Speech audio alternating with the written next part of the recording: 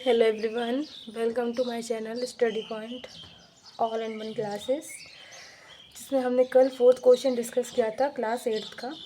तो आज हम उसका थर्ड क्वेश्चन करने वाले हैं, जो कि हम अगर नहीं कर पाए थे थर्ड क्वेश्चन, तो आज हम थर्ड क्वेश्चन करते हैं। ओके, तो यहाँ पर हम देखते हैं the base of N isosceles in 4/3 centimetre, the perimeter of the triangle is 4/2/15 centimetre, what is the length of either of the remaining equal side.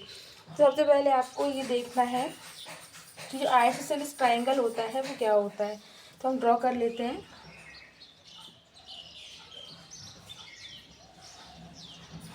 ये देखिए, ये है आपका आइसोसेलेस ट्राइंगल। इसको हम ए बोल दे रहे हैं, इसको बी बोल देते हैं एंड इसको सी बोल देते हैं, राइट।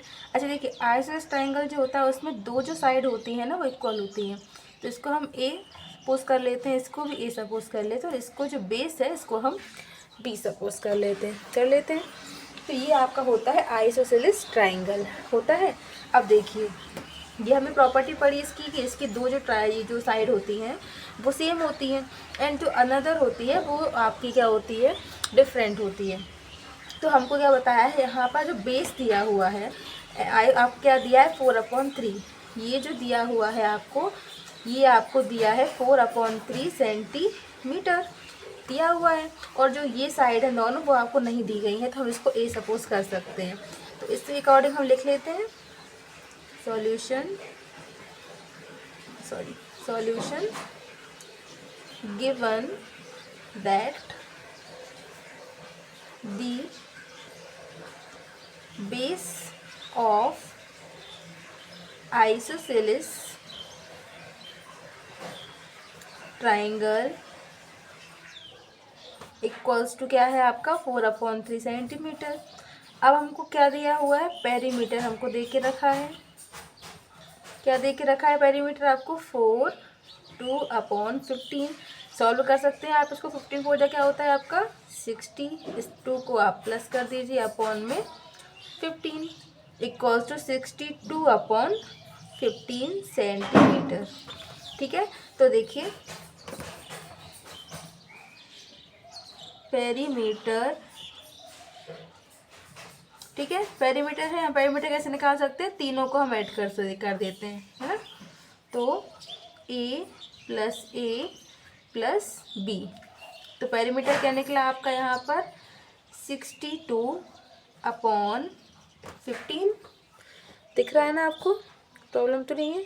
देखिए, तो a और a क्या हो जाएगा 2a प्लस b क्या हो दिया है आपको 4/3। अब हम यहाँ पर देख लेते हैं, यहाँ आपको क्लियर भी दिखाई देगा थोड़ा सा। ठीक है, तो देखिए क्या हुआ है 62/15 है आपके सामने, एंड ये जो 4/3 था ये यहाँ पर आएगा, तो ये माइनस का 4/3 हो जाएगा, और इक्वल टू हमारा ये 2a चल ही रहा है। तो देखिए, अब हमने क्या बताया था आपको, या तो आप इसका क्रॉस मल्टीप्लाई कर लीजिए या फिर आप इसका बेस सेम कर दीजिए। तो जो हमारा नीचे डिनोमिनेटर है इसको अगर हम सेम कर लें, तो देखिए 3 5 15 होता है, तो यहाँ पर ही 5 को मल्टीप्लाई कर दीजिए आप। ओके, तो देखिए क्या हुआ 15 हो गया बेस। अब दोनों बेस, अगर बेस सेम हो जाता है डायरेक्ट आप माइनस कर देते हैं, तो 62 है, माइनस 4 5 होता है 20 इक्वल्स टू आ गया आपका 2a आ गया। अब देखिए 15 ये लिख दिया हमने यहाँ पर। 62 में से आप 20 को माइनस करिए, 2 में से 0 गया तो 2 बचा, और 6 में से 2 गया तो आपका 4 इक्वल्स टू 2a।